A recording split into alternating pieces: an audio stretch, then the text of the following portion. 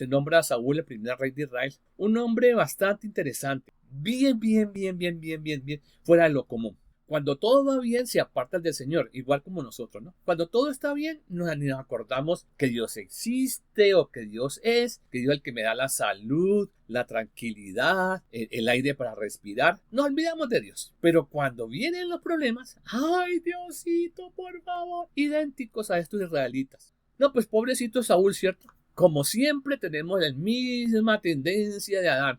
La culpa no es mía.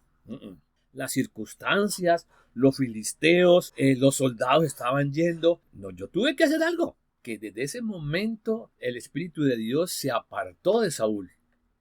Y aquí vemos entonces en 1 de Samuel capítulo 16 cómo Dios va a escoger un nuevo rey. A la llegada de David, que es un joven bien parecido, de bellos ojos y buena presencia, e ungido por Samuel, entonces el Espíritu de Dios estará con él toda la vida. ¿Por qué es un hombre conforme al corazón de Dios? Porque aunque hacen las cosas más terribles, muy terribles, siempre decide que sea Dios quien tome lo que tiene que hacer con él. Que Dios sea quien le juzgue, que Dios sea quien lo discipline, que Dios sea quien le muestre los errores y que si tiene que pagar por ellos, Él los va a pagar. La clase de hoy es el rey David y los profetas. Habíamos quedado la vez pasada en que los israelitas habían pedido un rey, ¿cierto? Todo está muy bien hasta ahora. Pues lo que ha hecho el último de los profetas, que fue Samuel, ha sido muy bueno, pero los hijos de Samuel no siguen la misma trayectoria de su papá y ahora entonces los israelitas quieren parecerse al resto de la gente de alrededor de los demás países. Quieren tener un rey, un humano que les guíe para todas sus cosas. Muy parecido a lo que hacemos en el día de hoy. Seguimos a líderes porque son carismáticos, nos gusta cómo hablan, nos gusta con lo que dice, pero hasta allí no va a pasar nada más. Vamos a ver entonces qué sucede con la institución del reino, ahora por Samuel, y qué va a pasar con los reyes que van a estar allí en el presente. Primero de Samuel capítulo 11, versículos 14 y 15, hemos avanzado muchísimo en la Biblia ya. Dice así: entonces Samuel le dijo al pueblo: venid, vayamos a Gilgal y renovemos allí el reino. Así que todo el pueblo fue a Gilgal, y allí en Gilgal hicieron rey a Saúl delante del Señor. Allí también ofrecieron sacrificios de las ofrendas de paz delante del Señor y se regocijaron grandemente, así Saúl y todos los hombres de Israel. Gilgal era un sitio estratégico para que todo el mundo pudiera estar llegando hasta allí para crear esta nueva figura en el pueblo de Israel, ¿cierto? Se convoca al pueblo, se nombra a Saúl el primer rey de Israel, un hombre bastante interesante. Vamos a ver algunos detalles de él en el proceso que estamos mirando, pero sería bueno que usted también empezara a mirar cómo es usted, cómo es a veces la forma como nos comportamos delante de Dios con base, o bueno, consciente o inconscientemente, con las formas que tenemos de miedos, de autoestima, de el que dirán, de aquellas cosas que a veces nos hacen sentir que no somos significantes, de aquellas cosas que a veces no nos hacen manejar con la tranquilidad como debería ser, ¿cierto? Entonces, allí estamos viendo ahora a rey Saúl como el primer rey. El pueblo ha venido sufriendo toda una consecuencia de haberse separado de Dios, yendo tras la idolatría. Recuerde que el pecado que más le molesta a Dios es la idolatría. O sea, que lo pongan en segundo lugar, que lo bajen de el primer lugar en sus vidas. Por eso los pueblos vecinos han tenido la bendición en comillas, ¿sí? De que como la protección de Dios no está con los israelitas, ellos pueden llegar y robarles, saquearles las cosechas, llevarse a sus mujeres, su ganado y toda esa cantidad de cosas. Pero ahora han pedido un rey porque quieren que este rey sea el que haga las cosas para ellos. Ellos no tienen la cosmovisión de país. Cada tribu cuida lo suyo. No se han unido como país, o sea, vamos a organizarnos para defendernos completamente, sino que cada uno, como decir aquí en Colombia, tenemos departamentos. Entonces, Antioquia se defiende solo, el Valle se defiende solo, Caldas se defiende solo, Nariño se defiende solo. O sea que es más fácil para los enemigos derrotarlos, porque es muy pequeño el ejército o la capacidad de defensa que tiene. Pero ahora con un rey empiezan a solucionar algunas de esas maneras porque el rey va a convocar a un ejército y ese rey va a ser Saúl, un hombre completamente bien fuera de lo común, suficientemente alto, ¿sí? Dice la Biblia que de los hombros para arriba era el más alto que había en Israel, de un aspecto físico bien parecido, ¿sí? O sea que era, como decimos ahora, una viguísima, un hombre corpulentamente alto y bien parecido, ¿sí? El pueblo está muy asombrado, pues es un hombre excepcional, pero ¿cómo se ve él mismo, a sí mismo, cierto? Entonces, pues allí en la fiesta de la celebración de cuando se unge con el aceite en la cabeza y todo lo demás, pues la fiesta y todo, está todo el mundo muy contento. Pero poco a poco van pasando eventos, Saúl va tomando más renombre, lo van queriendo de a poquito, ¿sí? Y va alcanzando un reconocimiento medianamente bueno delante del pueblo. Pero ¿qué pasa con todo esto? Cuando el asunto va, miren lo que dice Samuel. Samuel les contestó, no tengan miedo. Es cierto que ustedes han hecho muy mal, pero ahora no se aparten del Señor, sino que ríndanle culto de todo corazón. No sigan a los dioses falsos que no pueden ayudar ni salvar porque son falsos. Pues el Señor, haciendo honor a su nombre, no los abandonará, porque Él quiere que ustedes sean su pueblo. En cuanto a mí, que el Señor me libre de pecar contra Él, dejando de rogar por ustedes. Antes bien, les enseñaré a comportarse de tal manera que sea buena y recta.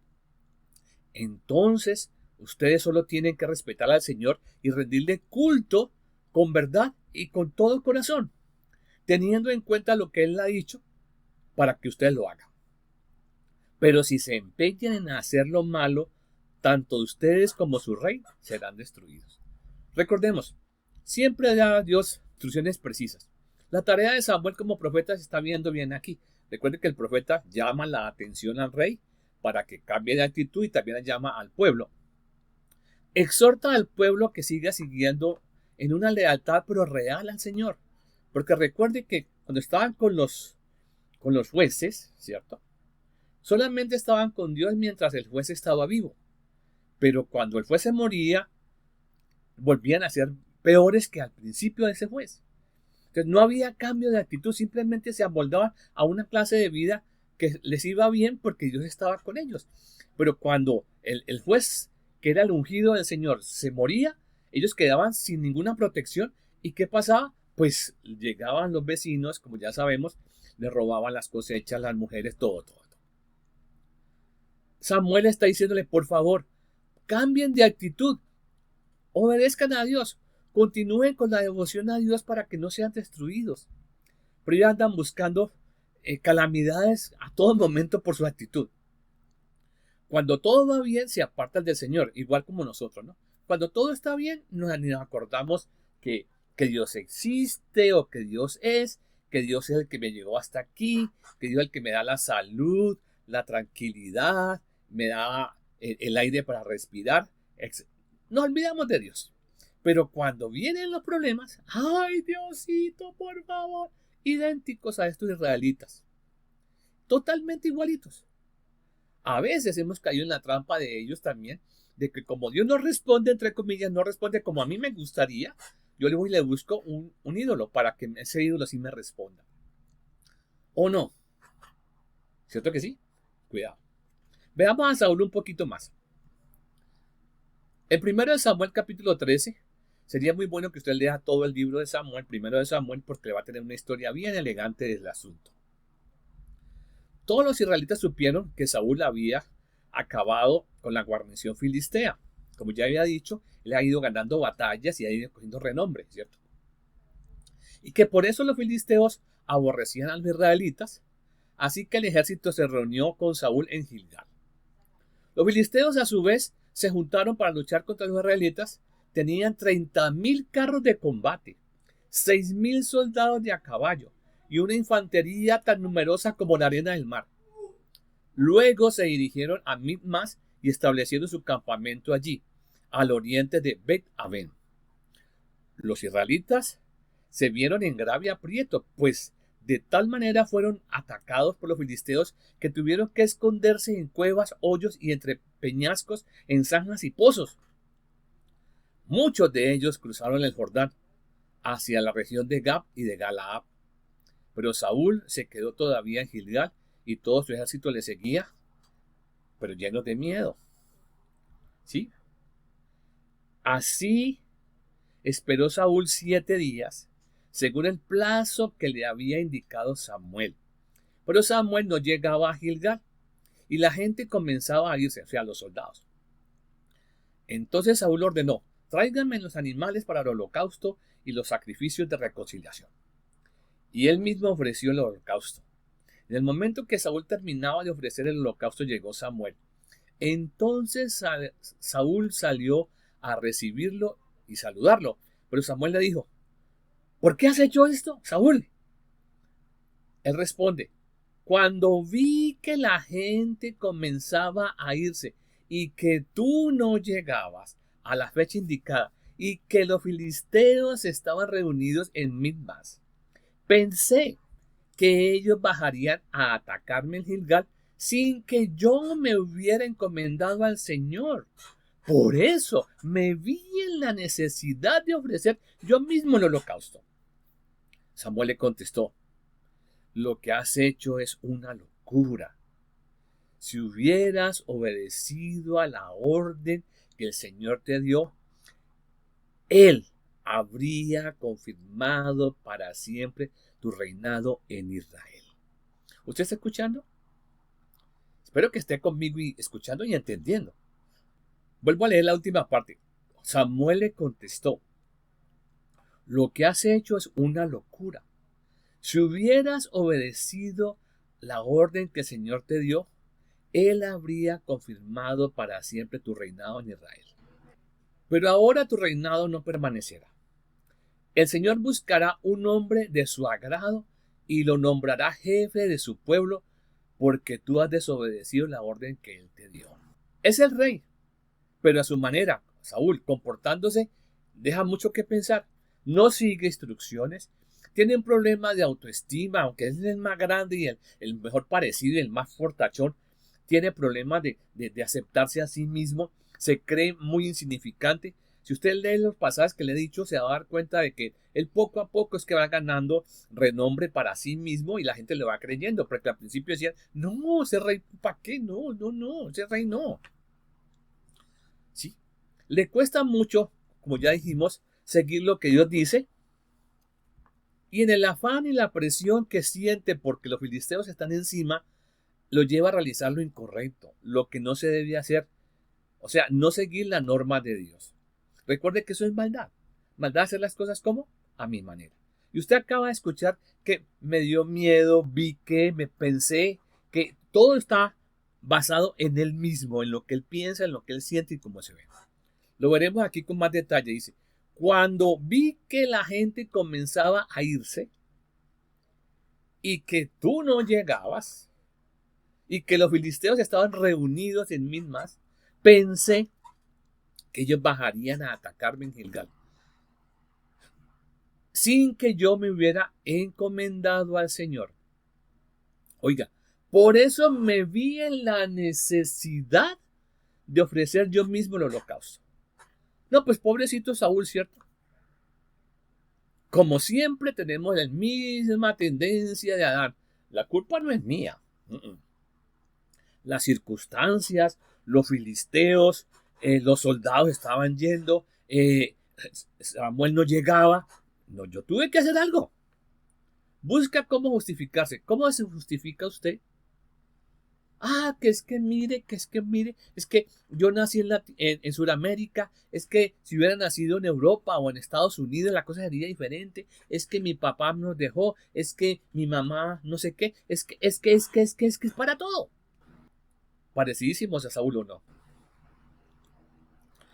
Con esto que hace Saúl, que es hace el holocausto que le corresponde únicamente al sacerdote o al profeta de Dios, ¿sí? Fue lo peor. Saúl se maneja con la idea de que hacer las cosas como él piensa, por el esfuerzo, la premura del momento, lo apremiante de la situación, Dios va a decir, ah, bueno, sí, sí, está bien, dejémoslo pasar. Cuidado. Dios no es permisivo. Dios no permite nada. O es a su manera o no. Y usted lo ha visto ya llevamos muchas lecciones y si no ha visto las anteriores, le invitamos a que mire las anteriores que ya están acá en nuestro canal para que tenga en cuenta todo lo que estamos diciendo porque aquí estamos llevando una secuencia cronológica progresiva para que se entienda bien lo que está pasando, ¿verdad? Entonces, aquí hay un buen ejemplo de un hombre que mire cómo comienza, ¿no? A justificarse, a justificarse, a justificarse y pues comete el peor error de su vida.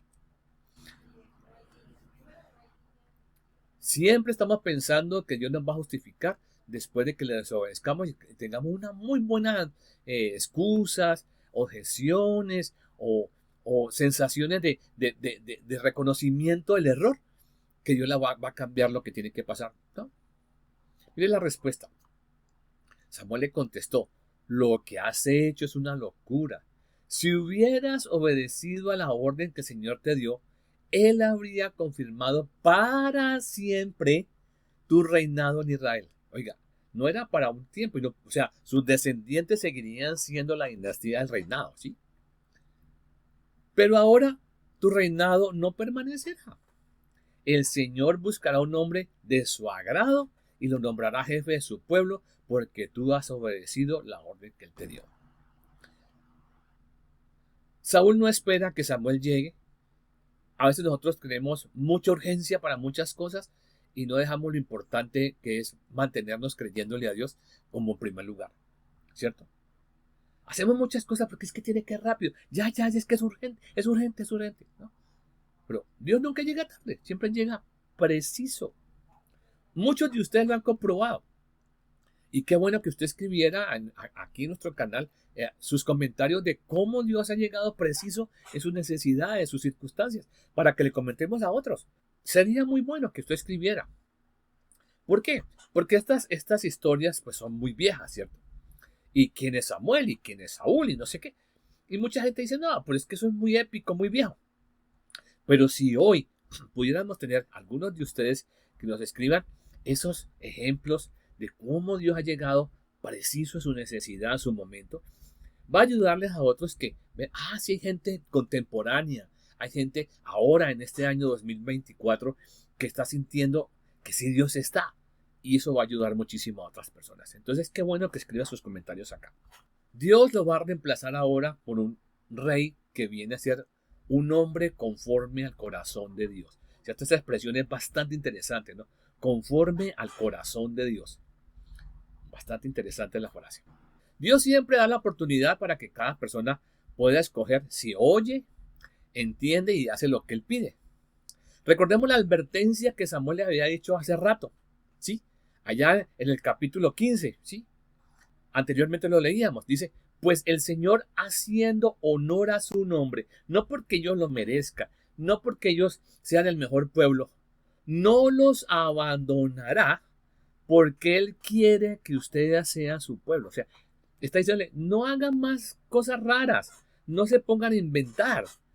Simplemente lo que necesitan hacer es confiar en Dios y hacer lo correcto. Interesante, ¿no? Samuel ya no tengo nada que hacer más con este hombre que no entiende, no recibe instrucciones, no las analiza, no cae en cuenta. Y si usted quiere saber toda la historia, lea el capítulo 15 allá en su casa. Y cuando Samuel se va a ir, le agarra el manto y el manto se rasga. Y ese mismo ejemplo que tiene ahí en vivo y en directo, que se queda el pedazo, con ese pedazo de manto de Samuel, le dice, así mismo ha pasado con tu reino. Hoy se rasgó, hoy se arrancó de la mano de Dios. ¿Qué significa eso? Que desde ese momento el Espíritu de Dios se apartó de Saúl. Y todo lo que va a hacer de aquí en adelante, porque este reinado duró 40 años de Saúl. Pero los últimos años, por ahí 20 años o más, no fue lo mejor porque ya el Espíritu de Dios no estaba con él. Recuerde, todas las batallas que ganó Josué, que ganaran los jueces, no era porque eran buenos directores de la milicia, tenían bastante estrategia bélica y tal. No, era porque la presencia de Dios hacía que ganaran las batallas. Aquí va a pasar ahora con Saúl, que va a tener muchos problemas. Con él mismo, con la gente, con los vecinos, con los enemigos, con todo el mundo. Entonces ahí les dejo la tareita por si quieren leer. Dios ya ha escogido un nuevo rey y vamos a ver cómo fue. Han pasado unos meses, años allí, ese proceso, y entonces con esta situación que Saúl está todavía aferrado al reino, miren lo que pasa aquí. Dios no se detiene por cosas, sino que Él va en el tiempo que Él necesita. Y aquí vemos entonces en 1 Samuel capítulo 16 cómo Dios va a escoger un nuevo rey. ¿Sí? El rey anterior lo escogieron entre el pueblo y Samuel. Ahora, este rey sí va a ser escogido por Dios a la manera de Dios. ¿Sí? Diferencias para tener en cuenta. El Señor dijo a Samuel: ¿hasta cuándo vas a estar triste por causa de Saúl? Ya no quiero que él siga siendo el rey de Israel. Anda, llena de aceite tu cuerno, que quiero que vayas a la casa de Jesé, el de Belén, porque allá escogí como rey a uno de sus hijos. Muy bien. Samuel está muy triste, parece que le ha cogido mucho cariño a Saúl, pero la terquedad y sus propias acciones, pues ya vemos qué es lo que pasó. Y el Señor le dice a Samuel: ¿hasta cuándo llorarás a Saúl habiéndolo yo desechado para que no reine sobre Israel? Suficiente, ya es tiempo de que acabe tu duelo. Sí, sé que lo querías mucho y todo lo demás, pero la vida tiene que seguir. La situación con el pueblo tiene que continuar. Entonces, mire lo que pasa aquí. Me encanta este pasaje porque otra vez muestra cómo los hombres de Dios muestran sus emociones, sus miedos y forman una discusión con Dios acerca de lo que ellos sienten. Y eso es bastante bueno, que es lo que Dios quiere con usted y conmigo. Que podamos hablar con Dios, que Él va a querer mostrarnos cosas mucho mejores, pero a veces somos simplemente como autómatas. Señor, ¿qué hago? Señor, ¿qué no hago? Señor, no. No, Él quiere personas que manifiesten los miedos, la alegría, la satisfacción o la insatisfacción, como sea. Mire lo que dice aquí. Está diciendo Samuel: ¿y cómo haré para ir? Si Saúl llega a saberlo, me matará. Y el Señor le contestó: toma una ternera y di que vas a ofrecérmela en sacrificio. Después invita a Jesé al sacrificio y yo te diré qué debes hacer. Consagra como rey a quien yo te diga. Samuel hizo lo que el Señor le mandó, y cuando llegó a Belén, los ancianos de la ciudad salieron a recibirle con cierto temor y preguntaron: ¿vienes en son de paz? Tremendo, ¿no? Así es, respondió Samuel: vengo a ofrecer un sacrificio al Señor. Purifíquense y acompáñenme a participar en el sacrificio. Luego Samuel purificó a Jesé y a sus hijos y los invitó al sacrificio. Dios atiende los sentimientos y las emociones de Samuel. Dios no despersonaliza a nadie. ¿Sí? A veces pensamos que Dios simplemente quiere como personas que digan sí, Señor, no, Señor, como usted diga. No, no, no.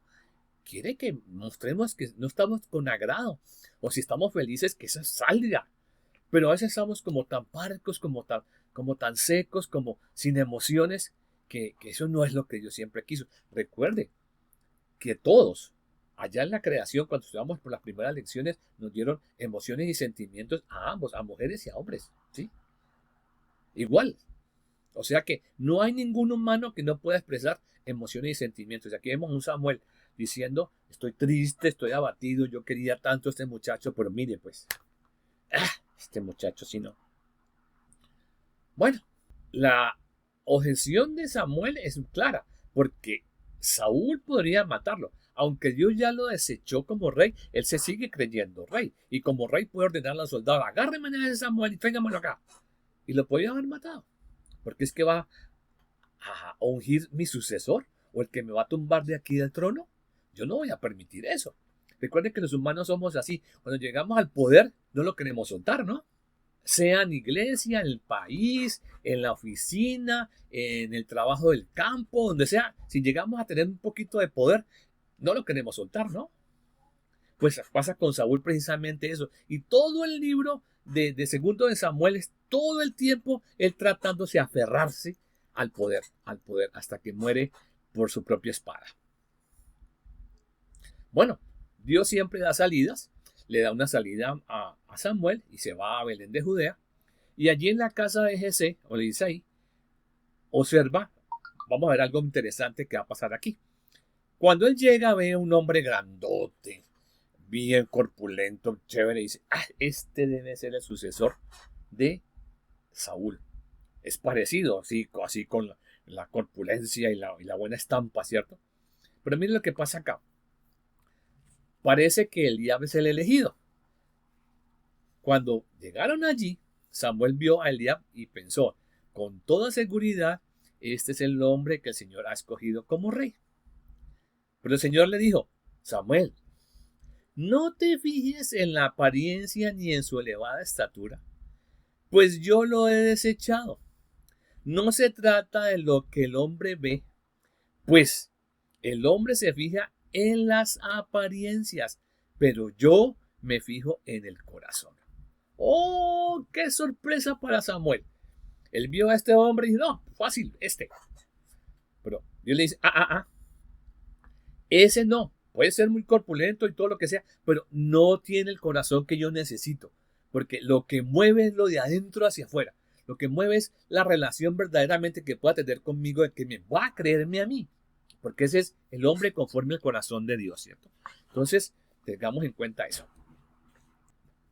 Por el contexto, entonces, parece que Eliab era el hombre preferido. ¿Pero qué pasó?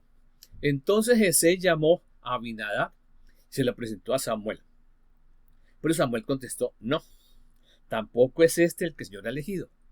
Luego Jesé presentó a Samá, pero Samuel dijo, no, tampoco este es. Jesé presentó 7 hijos a Samuel, pero Samuel tuvo que decirle que ninguno de ellos había sido elegido por el Señor. Entonces, imaginemos la sensación de Jesé allá cuando llegó Samuel y que van a sacar, según esto va a sacar de aquí Dios el rey, y presentó sus mejores especímenes, llamémoslo así, sus mejores hijos, ¿cierto? Y llega la palabra de Dios y le dice, ninguno de esos ha elegido al Señor. ¿Sí? Ninguno Dios ratifica como el posible rey, o el rey, porque ya va a ser destinado por Dios como rey de Israel. ¿Cómo se sentiría ese? Y los mismos muchachos, ¿no? Pero viene el versículo 11. Finalmente le preguntó, ¿no tienen más hijos? Falta el más pequeño, que es el que cuida el rebaño, contestó Jesé. Manda a buscarlo, dijo Samuel, porque no comenzaré la ceremonia hasta que él llegue. Usted tiene que ir a buscarlo. Bueno, me imagino, no sé si alcanzaría a cambiarse de ropa. No sabemos cómo. El caso es que llega y ante esta pregunta, entonces, Isaí tiene muchos hijos, pero solamente hay uno que es el que Dios va a escoger porque va a ser conforme al corazón de Dios, ¿cierto? Jesé mandó a llamar al chico, que era de piel sonrojada, agradable, de buen parecido. Entonces el Señor dijo a Samuel, este es. Así que levántate, consagrada como rey. Enseguida tomó el recipiente con el aceite y en presencia de sus hermanos consagró como rey al joven, que se llamaba David. Escuche, a partir de aquel momento el Espíritu del Señor se apoderó de él. Después Samuel se desapareció y se fue a Ramá. Se despidió y se fue a Ramá. Están viendo bien la ilustración, ¿cierto? Todo hombre, mujer, en este momento histórico y anterior, que iba a hacer algo para Dios, al ser ungido, inmediatamente llegaba el Espíritu de Dios y se apoderaba de él para hacer la tarea que Dios quiere que haga. Le había pasado a Saúl, pero como hizo lo que hizo, pues ahora el Espíritu de Dios se fue y lo dejó solito. Va a cometer una cantidad de cosas que usted puede leer. A la llegada de David, que es un joven bien parecido, de bellos ojos y buena presencia, y ungido por Samuel, entonces el Espíritu de Dios estará con él toda la vida, porque este hombre sí va a permanecer siendo un hombre como Dios quiere hasta que se muere. Aquí va el segundo rey. Pero este David no es para en dulce, él comete una cantidad de errores, una cantidad de cosas por joven. Ahí tendría como unos 17 años o algo así. Está muy jovencito, aunque no le dan el reino inmediatamente porque Saúl no lo suelta, ¿sí? Al contrario, cuando Saúl se da cuenta de que él fue el nombrado, que ese sustituto, trata de matar a David demasiadas veces, ¿sí? Pero ahora tiene que estar huyendo y todo lo demás, y hace una cantidad de cosas, pero ¿por qué es un hombre conforme al corazón de Dios? Porque aunque hace las cosas más terribles, muy terribles, siempre decide que sea Dios quien tome lo que tiene que hacer con él, ¿sí? Que Dios sea quien le juzgue, que Dios sea quien lo discipline, que Dios sea quien le muestre los errores y que si tiene que pagar por ellos, él los va a pagar. Pero se pone delante de Dios precisamente en ese proceso. Lea toda esta historia de Samuel y de David, desde el capítulo 16 hasta todo el segundo libro de Samuel, para que tenga toda la historia de lo que está pasando acá. Bueno, en todos esos años que David estuvo huyendo y todo lo demás, hizo muchas cosas, hasta que por fin, cuando tiene 30 años, ahora sí va a ser ratificado, ya Saúl se ha muerto, etc. Y entonces, ahora él va a llegar al trono y va a reinar 40 años. Veamos qué sucede. Segundo de Samuel, capítulo 5, de 3 al 4. De esta manera, todos los ancianos de Israel fueron y hablaron con el rey David en Hebrón. Y él hizo un pacto con ellos, poniendo al Señor como testigo. Entonces ellos consagraron a David como rey en Israel. David tenía 30 años cuando empezó a reinar y reinó 40 años. Dios siempre le ha dado advertencias a todo el mundo. Pues menos mal también se las va a dar a David. David no es la excepción, aunque sea un hombre conforme al corazón de Dios, le dice, ojo, porque usted es humano y su tendencia humana le va a llevar a hacer cosas que no son correctas. Aquí va la advertencia, póngale cuidado. Segundo de Samuel capítulo 7. Y cuando tu vida llegue a su fin y mueras, son palabras de Dios dichas por el profeta, yo estableceré a uno de tus descendientes y lo confirmaré en el reino. Él me construirá un templo, yo afirmaré su reino para siempre. Yo seré un padre y él será un hijo. Y él me será un hijo.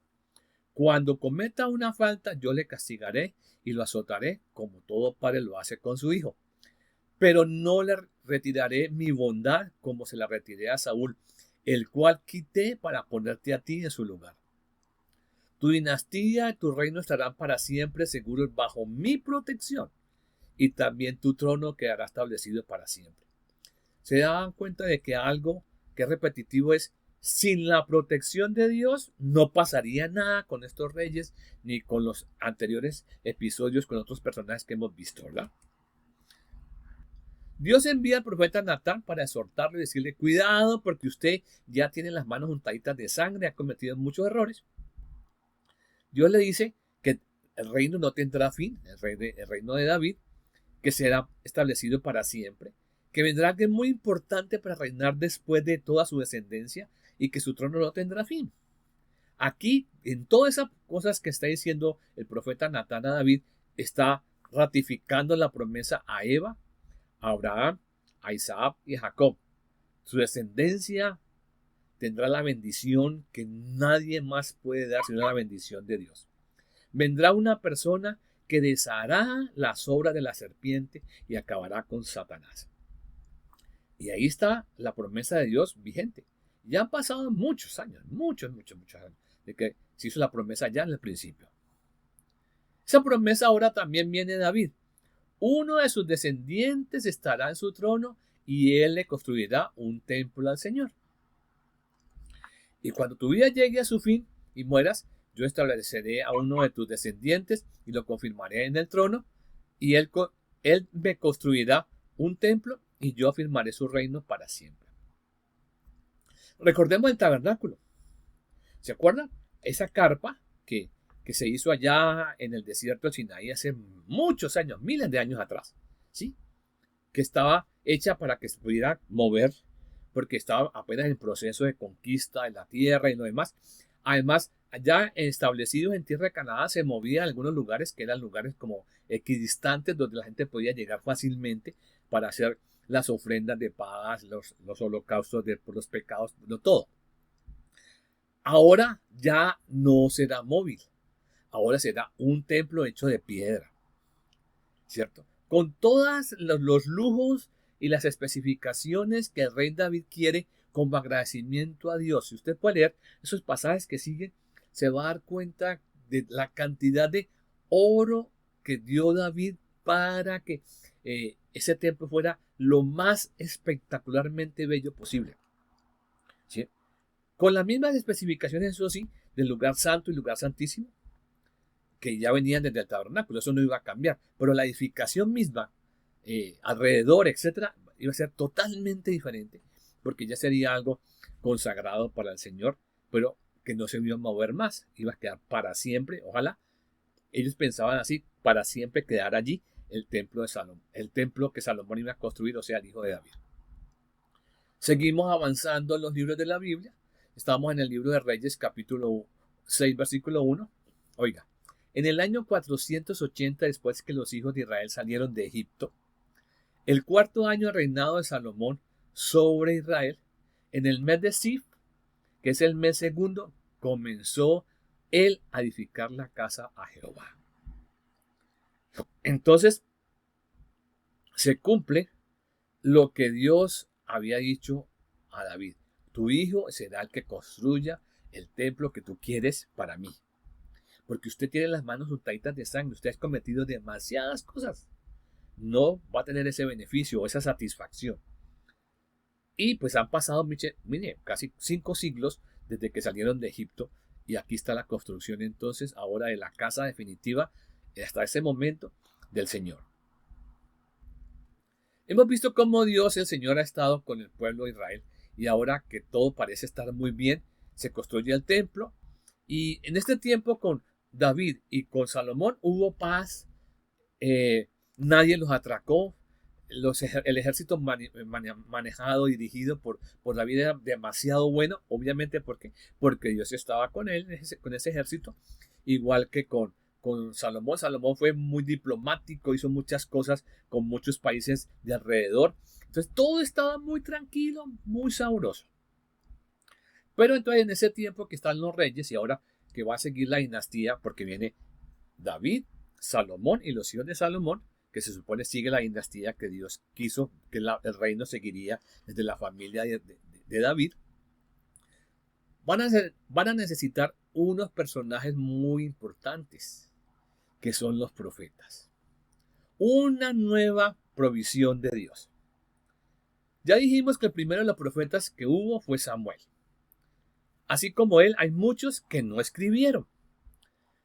Elías, Natán, Eliseo y muchos otros que no escribieron, pero siempre estaban trayendo el mensaje de Dios al pueblo, al rey y aún hasta a los enemigos de Israel. Porque Dios es soberano. El hecho de que tengamos el relato bíblico únicamente a Israel no significa que Dios se descuidó del resto del mundo. No, no, no. Nosotros no sabemos cómo Dios trabajó con la gente fuera de Israel. Sí. Porque la otra gente tenía que saber de Dios también, porque es que Dios es bueno. No se iba a quedar únicamente como mirando a los israelitas y el resto se descuidó. No, no, no, no, no. Estos mensajeros entonces se van a llamar profetas.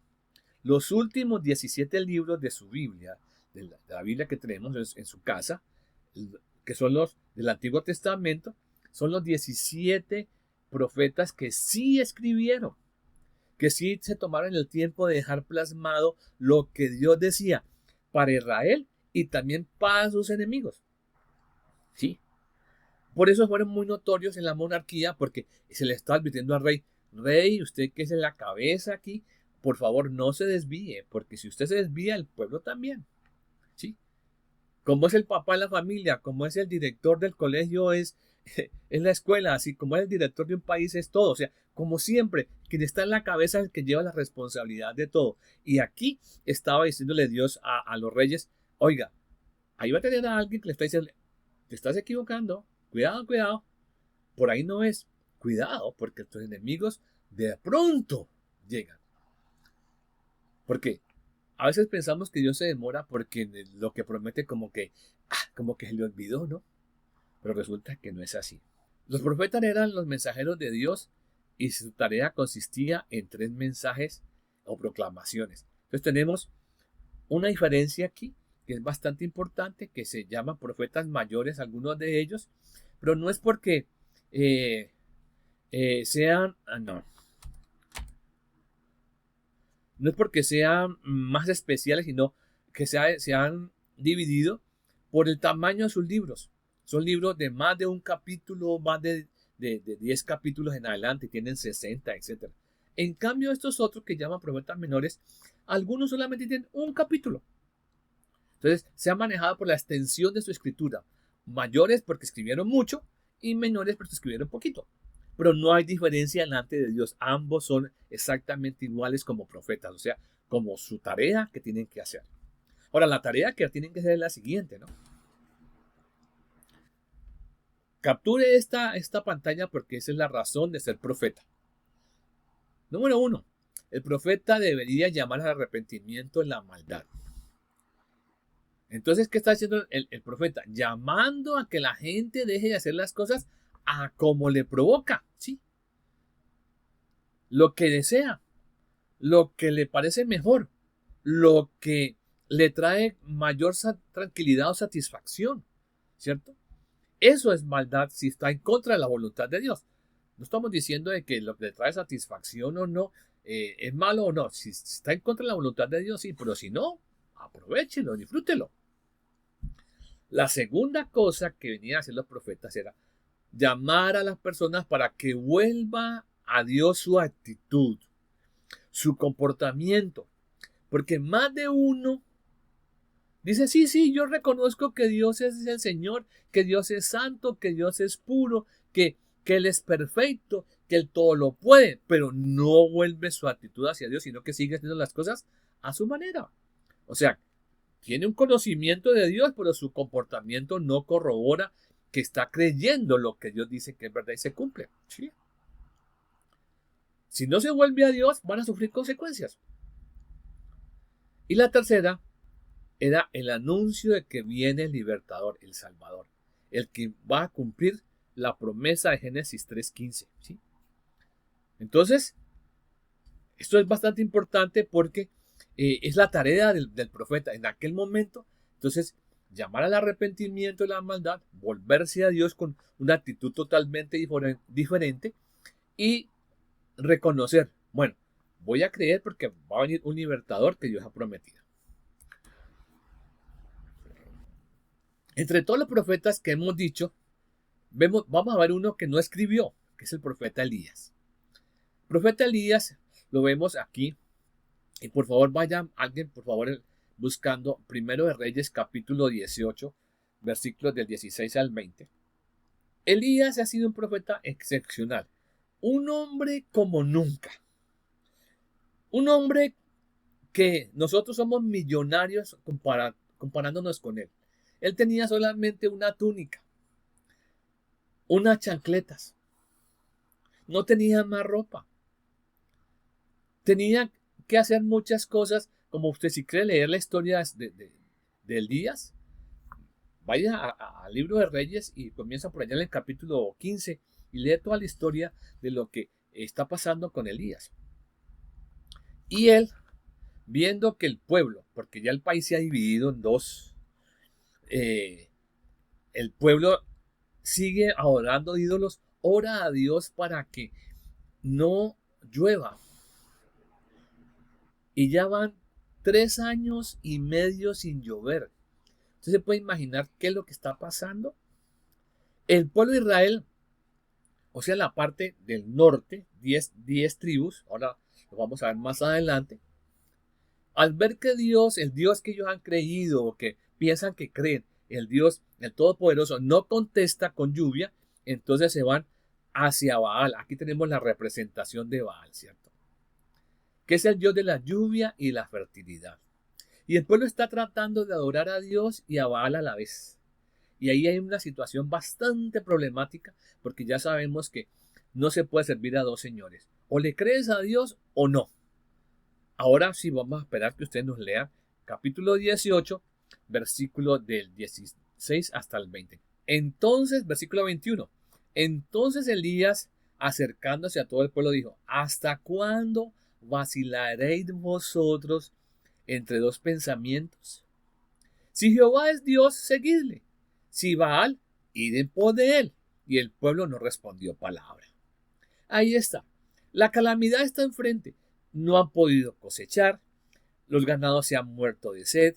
No hay pastos para la comida, los animales ni para ellos. O sea, la cosa es bastante tremenda.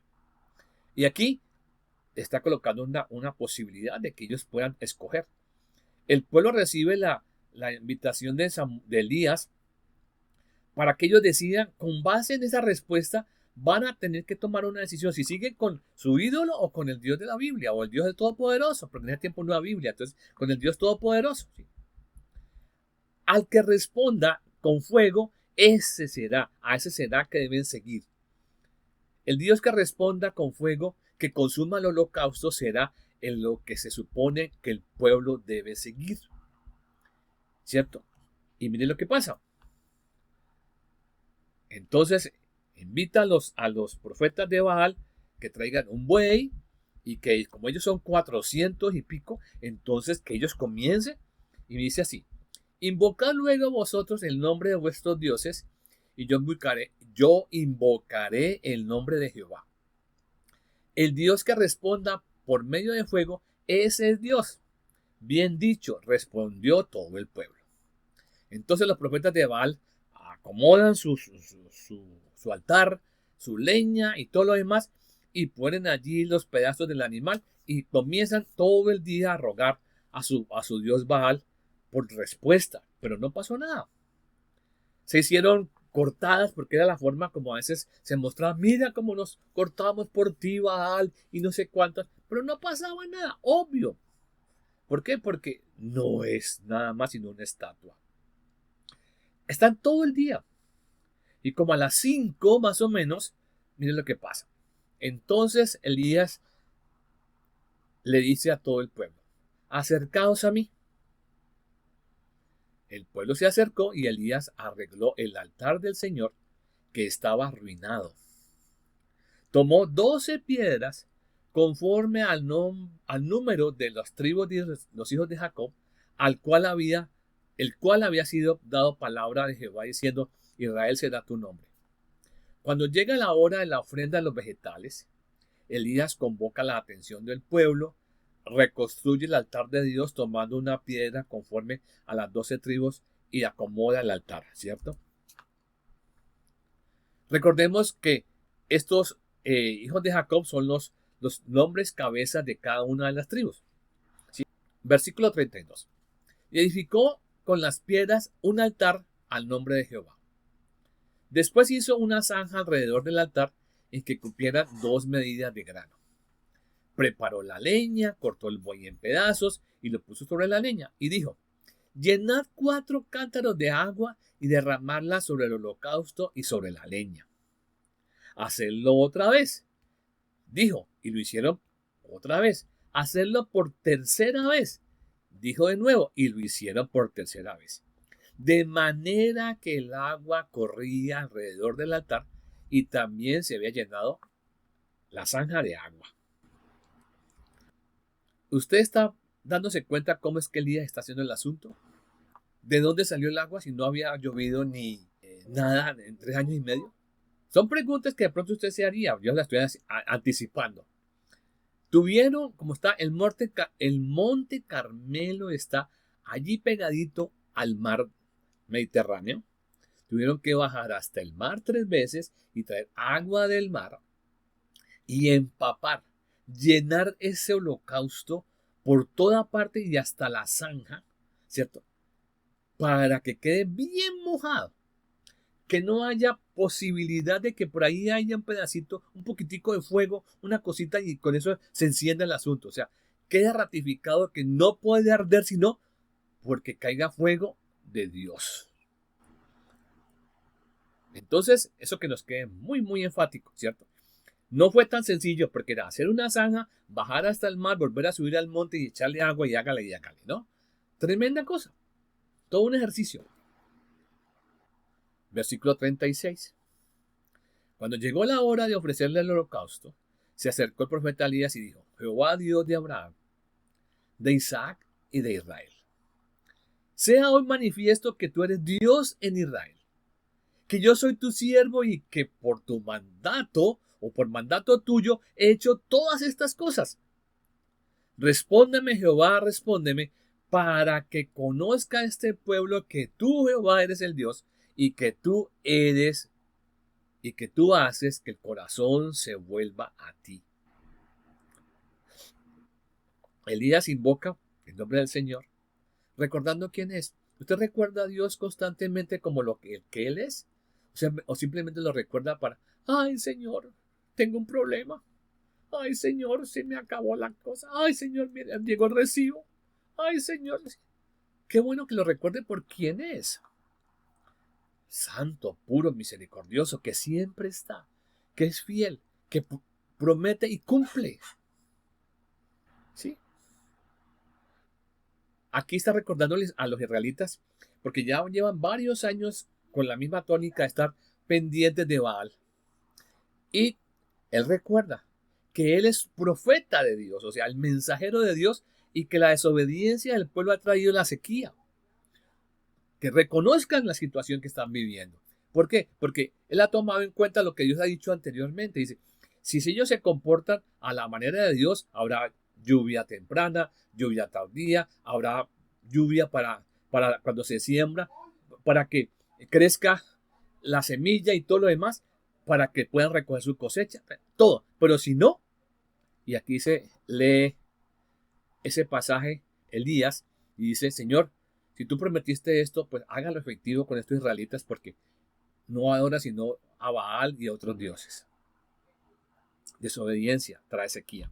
Pide una respuesta al Señor para que el pueblo cambie de actitud, incline el corazón hacia Dios.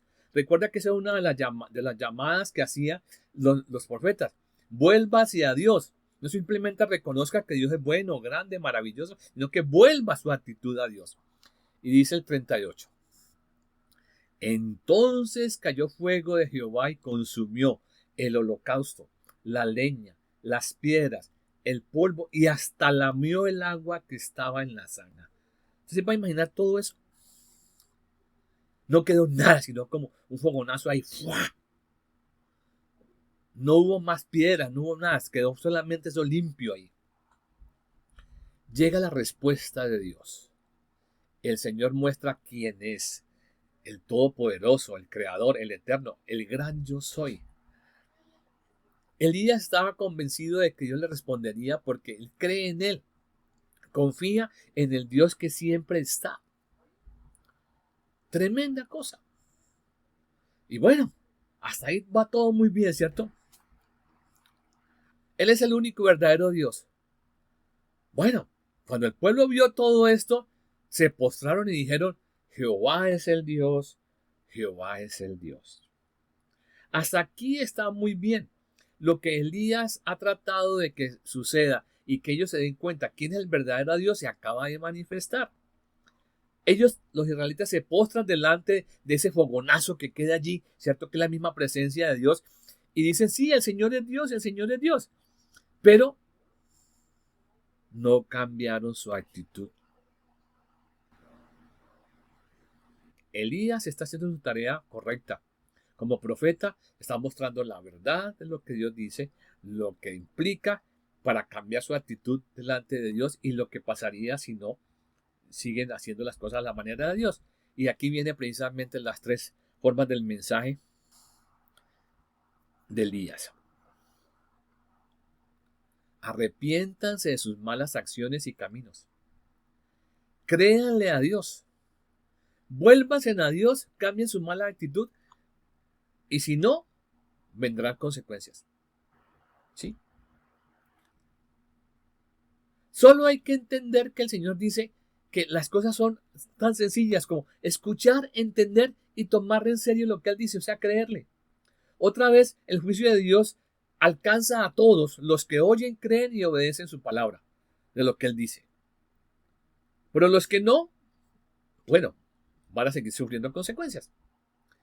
Hemos visto cómo el juicio de Dios alcanza a todos y el que no escuche la voz de Dios, pues bueno, qué pesar. La gente del tiempo de Noé no quiso entrar por la puerta. Los israelitas incrédulos murmuraron contra Dios y Moisés y no pudieron entrar en la tierra prometida. ¿De acuerdo? Los que fueron mordidos por las serpientes por desechar la provisión del pan del cielo murieron en el desierto porque tenían que creerle a Dios y mirar a la serpiente de bronce o no. Y así sucesivamente hemos visto el contraste entre misericordia y juicio de Dios. Ahora vamos a dedicarnos a algo mejorcito. Un poco a saber qué los profetas dijeron acerca del libertador, acerca del Salvador. En esto voy a necesitar que varios de ustedes estén listos con sus Biblias. Por favor, estén despierticos allí, porque vamos a ver varias citas para que por favor me ayuden leyendo. ¿Listo? La manera como se cumple la promesa hecha a Eva, a Abraham y a Isaac y a Jacob, la vamos a ver aquí. En estas ilustraciones vemos precisamente lo que está pasando, ¿sí? Vemos que la promesa hecha a Eva, la promesa hecha a Abel, la promesa hecha a Set, luego viene a Noé, luego sigue Abraham, luego sigue Isaac, luego a Jacob, ¿cierto? Luego a Moisés, los jueces y luego los profetas. Ahí está un recorrido de todo lo que hemos visto hasta ahora, de cómo Dios ha desempeñado llevando su plan de volver a conquistar a la humanidad, que la humanidad oiga, entienda y crea lo que Él dice y vuelva a estar la relación nuevamente como en el principio. ¿Listas sus Biblias? Ok. Muy bien. Entonces Isaías 7:14 está hablando de que la Virgen concebirá y su hijo llevará su nombre Emmanuel, que significa Dios con nosotros. Muy bien. Isaías 9:7. Entonces, este libertador que viene, según Isaías 53, 3 al 5, una característica principal es que es el libertador. Él va a cargar, va a pagar con sufrimiento a causa de nuestra rebeldía. No es porque le haya hecho algo malo, sino que va a cargar nuestra rebeldía. Él sufre y paga no porque él sea culpable, sino porque él va a tomar el lugar suyo y mío. Y eso es bastante importante. Ahora, esta lectura que usted acaba de escuchar o que usted está realizando ahora aquí en su Biblia, recuerde, pasó 800 años antes. Fue pronosticado, profetizado 800 años antes. Entonces, imagínense lo que está pasando. Ahora vamos a ver algo con los salmistas. Los salmistas, 1200 años más o menos antes, están diciendo estas cosas. Salmos 16:10 y Salmos 22, 6 al 8. Está la profecía de que no dejará su cuerpo en la fosa, que se corrompa, que se pudra, que se vuelva polvo, como ya sabemos, sino que resucitará. Ahí está en el Salmo 16:10 esa profecía 1200 años antes de que suceda. Salmos 22, 6 al 8. El Salmo 22 es bastante interesante porque tiene varios detalles sobre lo que ese libertador va a vivir. Y dice, no se va a ver como un ser humano, la gente lo va a ver como un gusano, ¿sí? Como algo despreciable, como algo que no tiene que prestarle mucha atención. Y va a ser el almerreír de la gente, porque están esperando algunas cosas que él haga y la gente va a estirar la boca, miren, así, y mover la cabeza y a Dios se encomendó, pues que Dios lo salve. Eso va a pasar 1200 y pico de años después. Porque ahí está la forma como Dios tiene planeado todo el futuro de todo lo que va a hacer precisamente con nosotros. Estamos hablando del cumplimiento de la promesa del Génesis 3:15. Los profetas están hablando de ello y cómo Dios va a ir cumpliendo cada cosa. Hasta, como vemos, ha cumplido todo lo que ha prometido. Los profetas anuncian la llegada del Salvador y también la manera como lo hará y cómo nosotros los humanos no podemos acercarnos por nuestra propia manera, sino por medio de la provisión de Dios. Importante esta última frase. Usted no podrá acercarse a como usted piensa que puede acercarse a Dios, sino por medio de la provisión de Dios. Por eso aquí hemos mostrado varias provisiones y vamos a ver algunas que usted ahora va a tener en cuenta, ojalá, para que no se le olviden nunca, ¿sí? Vamos a ver algunas provisiones de Dios, ¿sí? Por favor, vamos a ver si se recuerdan de todas. ¿Cuáles son las provisiones de Dios que hemos visto hasta ahora? ¿Cuál es la número 1? La primera de las provisiones es de la descendencia de la mujer vendrá el libertador. Génesis 3:15. No se le puede olvidar. ¿Cuál sería la segunda? El sacrificio y la sangre para cubrir el pecado de Adán y Eva. Van 2. ¿Cuál sería la tercera? Evita que Adán y Eva coman del árbol de la vida ahora que están muertos, separados. 4. La puerta del arca de Noé. 5. El carnero sustituto para Isaac. 6. La Pascua. Recuerde que la Pascua tiene 2 episodios: la muerte de los primogénitos de los egipcios y la liberación de los israelitas de Egipto, ¿verdad? La columna de nube y de fuego. Pasar el mar rojo en seco, número 8. Pan del cielo, número 9. Agua de la roca, que Moisés golpea la roca y sale agua de la roca, número 10. Número 11, la serpiente de bronce. Número 12, los jueces. Recuerde que hubo jueces mujeres y hombres, ¿no? Muy importante tener en cuenta eso. Los profetas, los 17 últimos libros del Antiguo Testamento, los profetas. Esa es la provisión número 13. ¿Cuál sería la 14? Fuego del cielo para el sacrificio. La acabamos de ver en esta clase. Y en esta clase también vimos la número 15. ¿Cuál será la número 15? Ahora provee el libertador. Ahí tienen las 15 provisiones que están comprendidas en este estudio para tener una relación con Dios a la manera de Dios. Vamos a ver entonces las preguntas de cimentación. ¿Qué promesa importante le hizo Dios a David? La promesa importante que le hizo Dios a David es que su reino no tendría fin y que un descendiente de él se sentaría para siempre en su trono. No se puede olvidar de esa promesa porque más adelante pues se va a hacer efectiva. ¿Qué decide hacer David para Dios?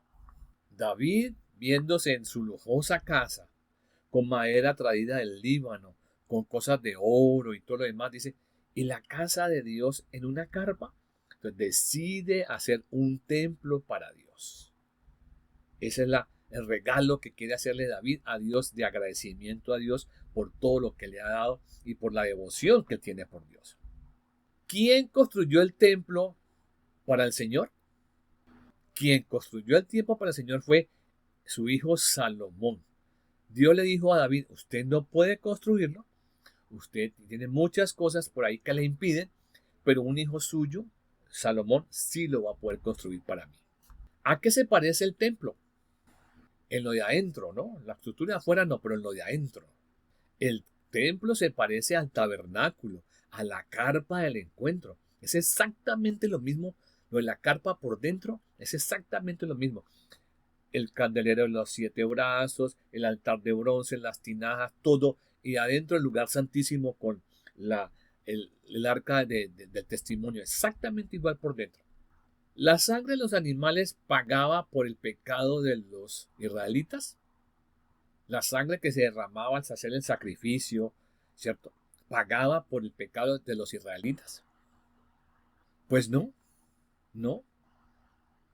Porque solamente la sangre de los animales cubre la necesidad espiritual de la persona que lo ofrece.